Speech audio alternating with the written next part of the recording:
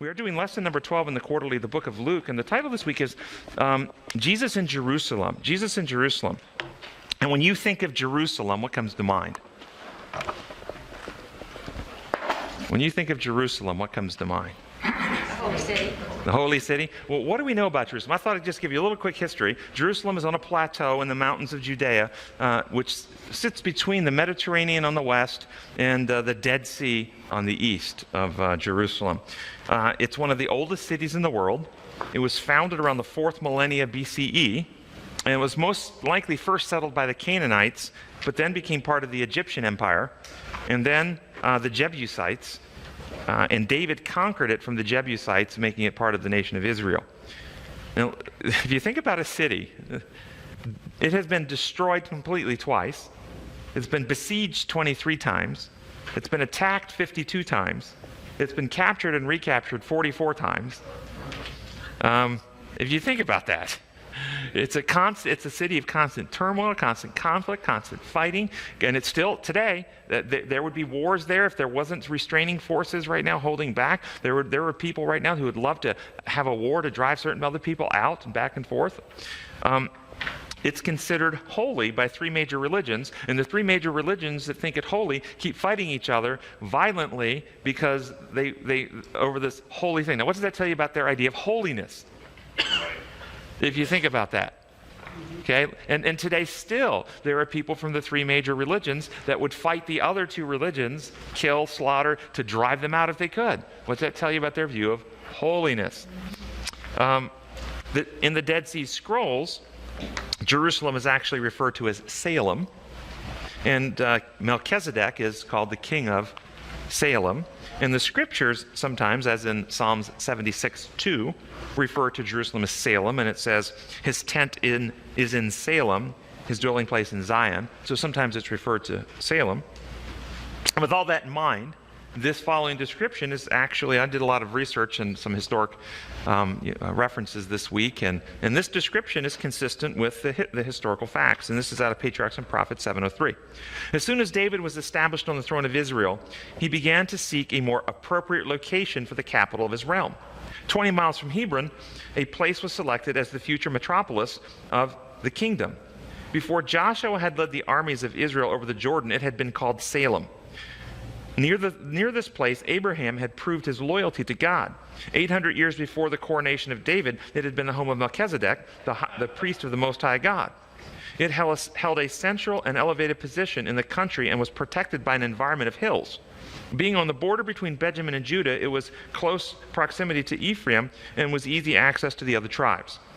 In order to secure this location, the Hebrews must dispossess the remnant of the Canaanites, who held a fortified position in the mountains of Zion and Moriah. This stronghold was called Jebus, and its inhabitants were known as the Jebusites. For centuries, Jebus had been looked upon as impregnable, but it was besieged and taken by the Hebrews under the command of Joab, who, as the reward of his valor, was made commander-in-chief of the armies of Israel. Jebus now became the national capital, and its heathen name was changed to Jerusalem. So you get a little history there of Jerusalem. And the name Jerusalem probably comes from, look at the history of the names, there's several different potential derivations, but the name is thought to be a combination of Yahweh, which is Yeru. If you look in the Hebrew, Y-E instead of J, and the Y is translated into J, like Yahshua was Joshua or Jesus, and transliterated into the Greek. So Yeru Shalom. Yehu Shalom, or Jerusalem, or God, city of peace. And as one of the derivations of thought to be. So, what is the significance of Jerusalem today?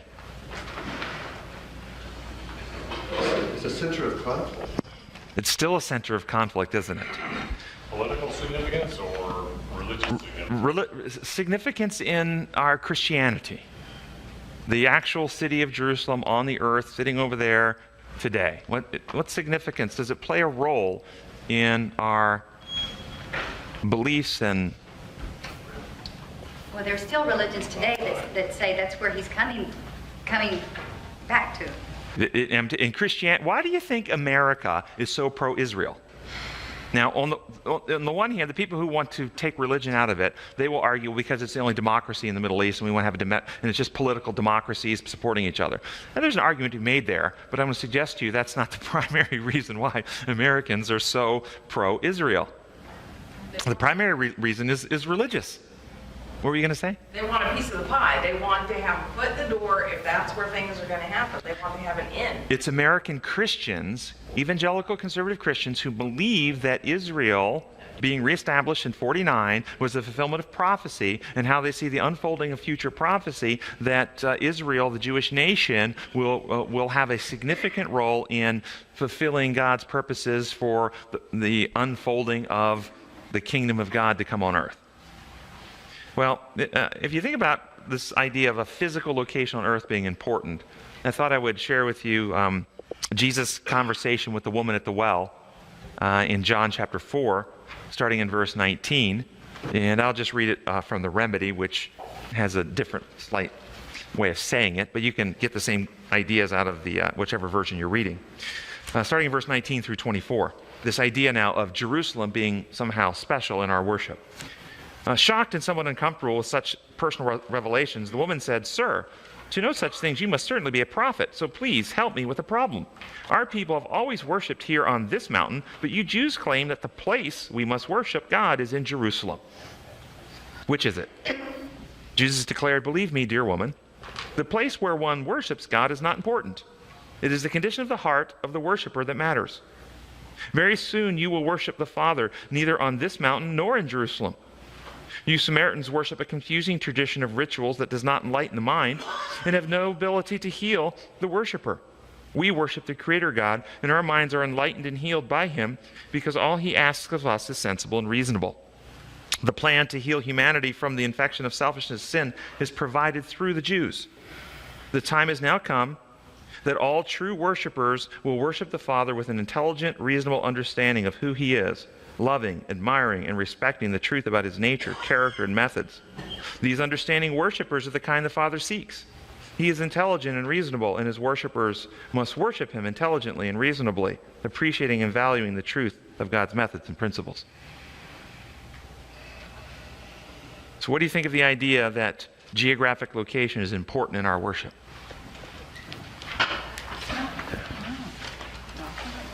How do we compare Jerusalem on earth today with the New Jerusalem? Have you ever just kind of contrasted the two? Are there similarities? Are there differences? Are there things we should take into consideration? How was the Old Jerusalem? What was the foundation of the Old Jerusalem? In other words, how did the Old Jerusalem get established? The one on earth. When I say old, I'm talking about the one on earth, not centuries ago. I mean the one today versus the New Jerusalem, the one that's coming. How did the Jerusalem on earth today get established? What methods were used for its Subtlety and conquest. that violence, force, coercion, murders, wars, strifes, killings?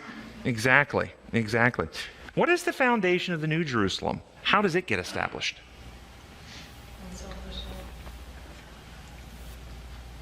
Say that again. I heard her say unselfish love. Okay. Jesus, if you're processing, though, the Bible does say that though we live in the world, we don't wage war as the world does. The weapons we have are not worldly. They have divine power to demolish strongholds. So there's an aspect of war that can be brought in, but is it the same war?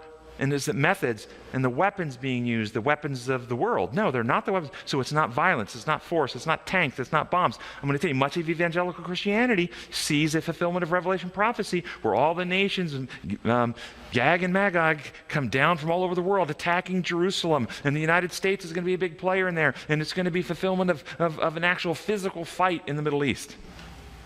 But we don't wage wars the world does. The weapons we use are not worldly. We have divine power to demolish strongholds, and we demolish everything that sets itself up against the knowledge of God. So the New Jerusalem is founded on truth, love, and freedom. Truth, love, and freedom. A completely different set of principles for the New Jerusalem. So, when Jesus enters Jerusalem 2,000 years ago, riding on the colt, he is ushering in. And he's trying to, over and over again, he says, the kingdom of God is at hand. The kingdom of God is at hand. And what method is he using as he's coming in? Peace. And what weapons does he use? Truth, love, freedom. Even when they're beating him, they're killing him, how does he respond? Father, forgive them. Notice how he is contrary. His kingdom is coming right in the center of this other kingdom, and there's a conflict between the two. So notice the methods that Jesus employed were not methods of force, coercion, and violence, because much of Christianity today is teaching that when Christ comes again, he's going to use those methods this time. The same methods that the Jews were hoping he would use 2,000 years ago. Second thing to notice the contrast between the New Jerusalem versus the Jerusalem on earth.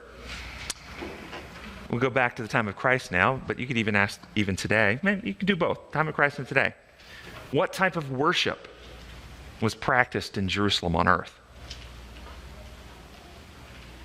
And if you're stumbling with that question, ask the question, why did Jesus cleanse the temple twice?